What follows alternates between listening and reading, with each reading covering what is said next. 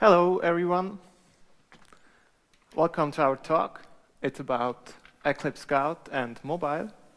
This is Matthias and I'm Claudio. We are both working at BS. Okay, little interruption. Yeah, I think I'll give it over to Matthias to start the presentation. Okay, hello everybody. From myself, he was supposed to say what he's actually doing.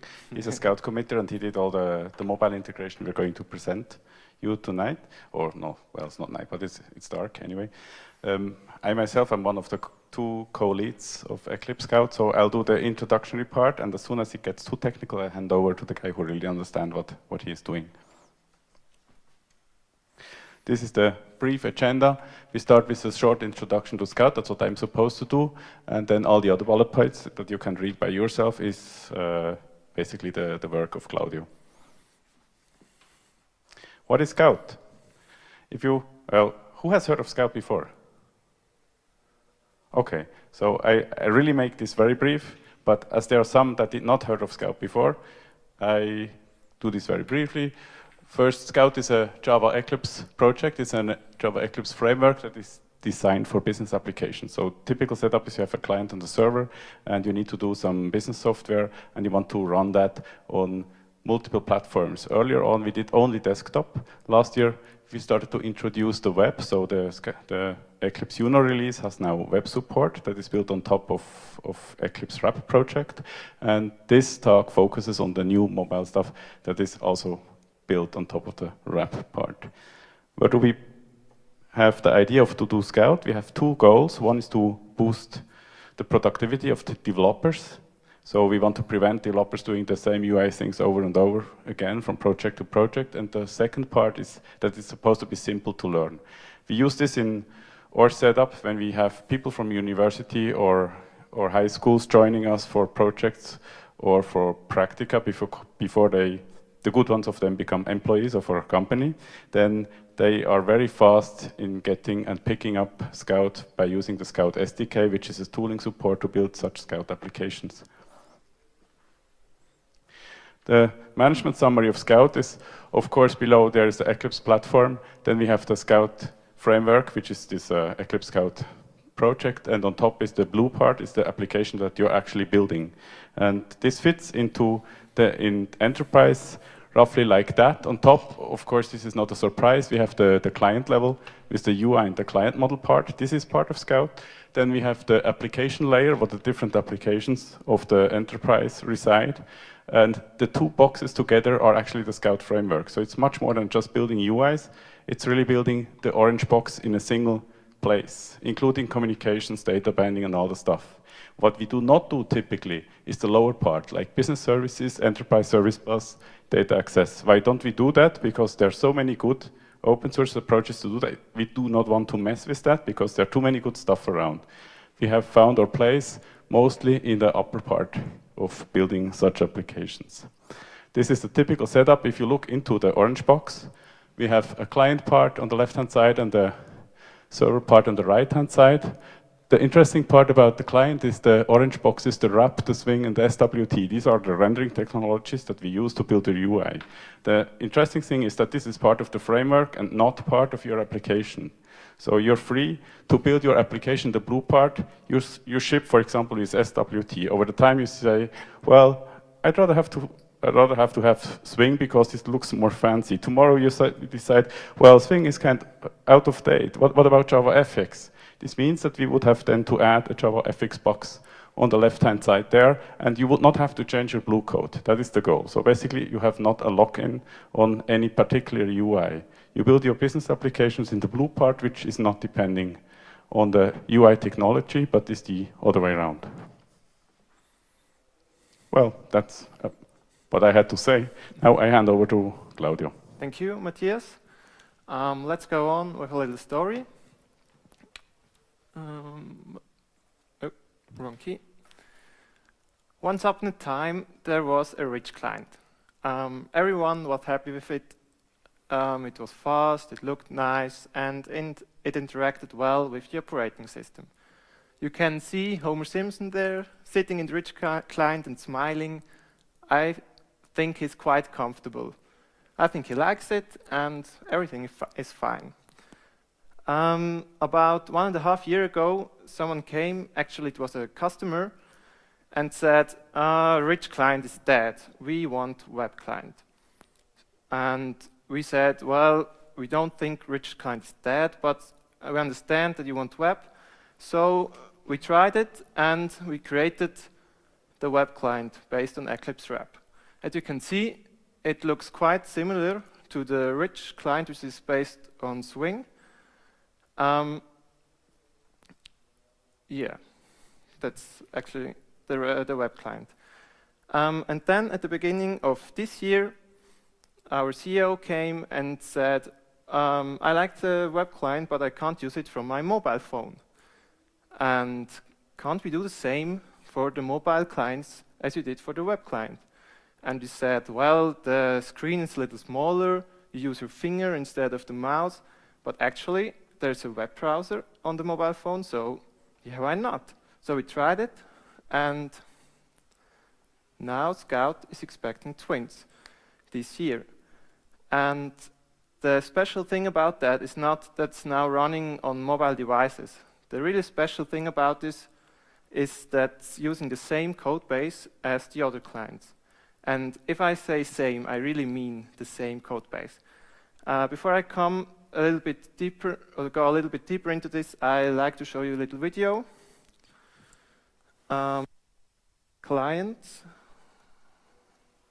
Oh, here it is.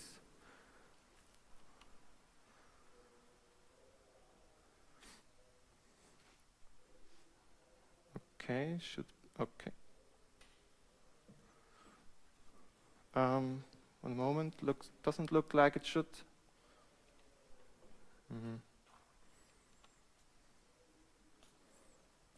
How can I put this full screen? Okay.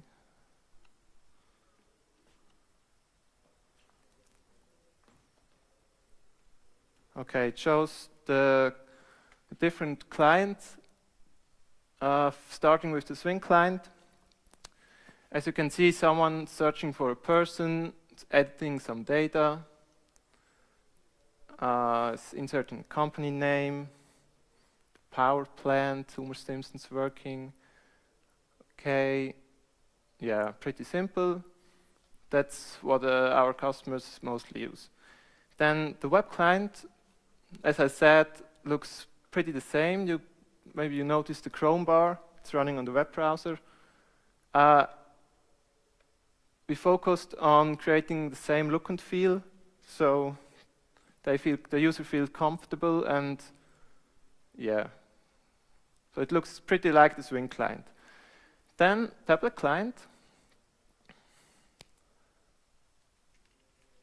doing again a search for a person.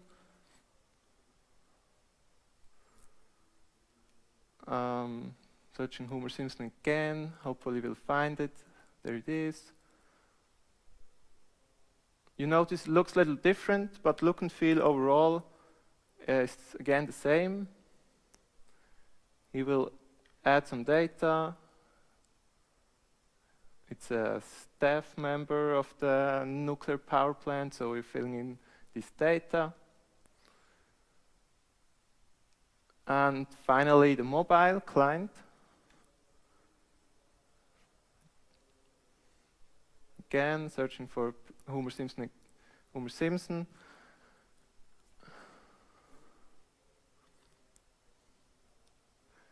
I'm sorry for the slow typing. It was quite hard to film and type at the same time with the iPad on top of the, of the mobile phone. Okay.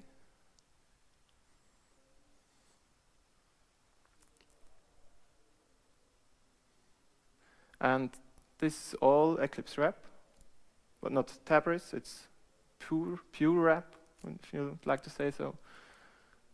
And here it is, the Homer. Yeah, that was a little demo.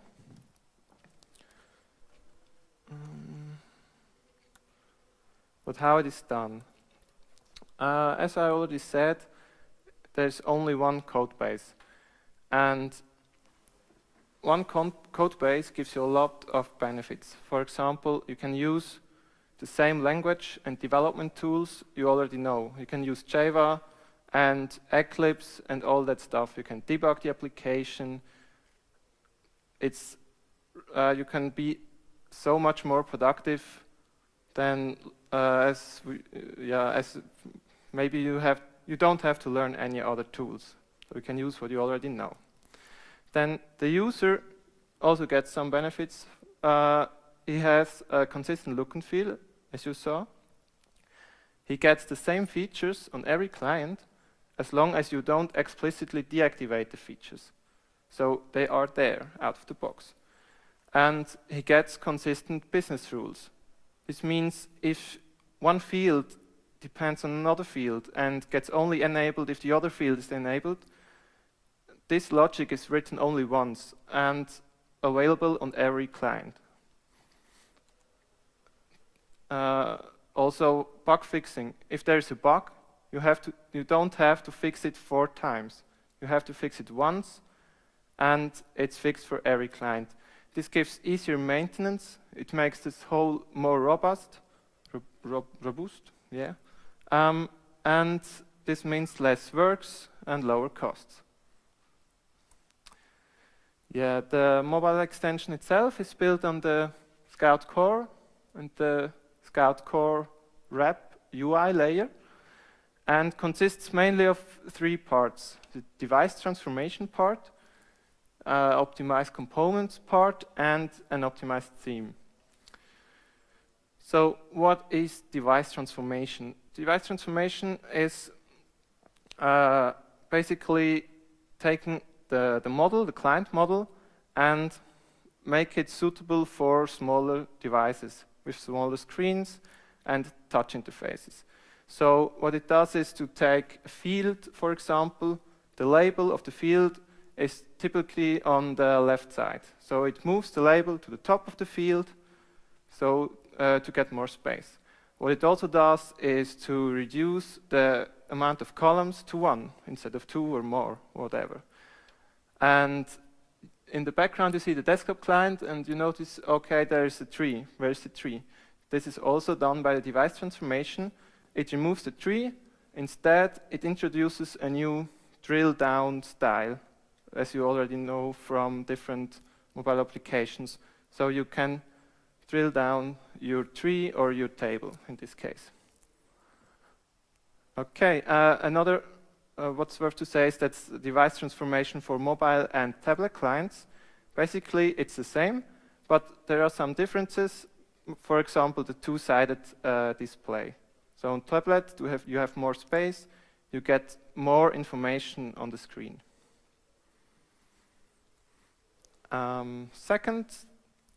The second part is the optimized components. A Scout widget, if you use a Scout widget like a field, like a text field or a table field, whatever, it gets rendered on the UI with UI components. And these UI components are optimized for the mobile client. So for example, on the top left corner, you see a typical table element in the desktop version. And this table is displayed as the top right component. So the size is reduced. There are no columns anymore. There's 1 column. And the content of the other columns are put inside the first cell. So optimized for smaller screens. If you touch the row, you get a preview of the other data of the other columns. That's one example of such an optimized component. Another one is this smart field, or also known as drop-down or combo box. We decided to remove this pop-up box, because if you like to filter the content, the keyboard is popping up and overlaps this list. So we decided to create a dialog instead. So if you click on this field, a dialog pops up and you have more space to scroll and to select your elements. These are just 2 examples. There are more, but yeah, there are more. Okay, the third part is an optimized theme. There's actually not so much to tell you about this. We optimized the Scout mobile theme to, for example, by increasing the font size, or by removing the scroll bars. You don't need them. Or we introduced highlighting hovering colors. So if you press a button, you get feedback that you really pressed it and not missed it, and some other things. Yeah. How can you use it? It's actually pretty easy.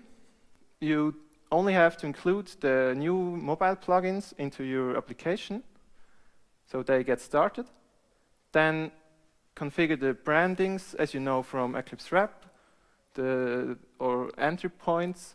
So we have, it's not mandatory, we have a web, tablet, and mobile branding created. So if you access this from your browser, you can access the mobile or tablet version directly. Then you also may want to register a dispatcher servlet, which comes with the mobile plugins. The dispatcher servlet is responsible to dispatch you to one of these brandings. So if you connect with your mobile device, it gets you dispatched to the mobile version. And then the device transformer, as I explained before, you can register it or not. It's optional. If you don't register it, you may need to do a lot of your own, so I recommend to do so. And finally, you might want to make some fields invisible to reduce the space and to make it faster. Less fields means more performance. And to do so, you only have to put in this little code. So if you have a field you don't want to see on your mobile device, just insert this code and it disappears. So you can live on every place in your client code, you can check the current running frontend. With this user agent utility, you can check if it's running on the web, on SWT, on Swing, on mobile, tablet, whatever. And you can react.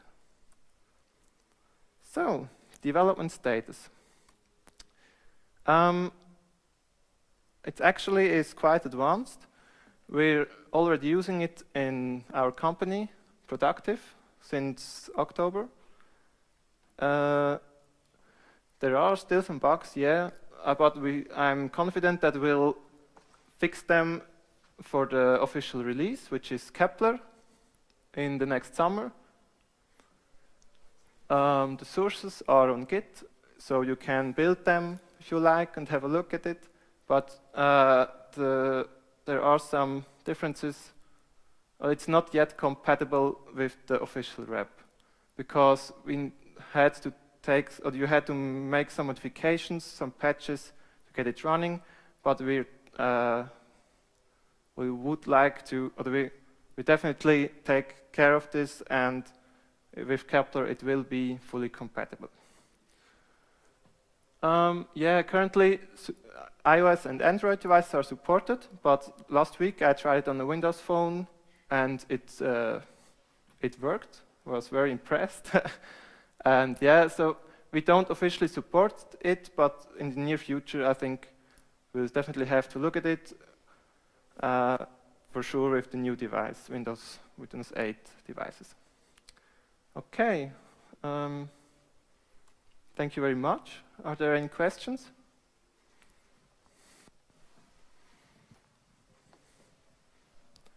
No questions? Yeah, okay. Thanks from my side.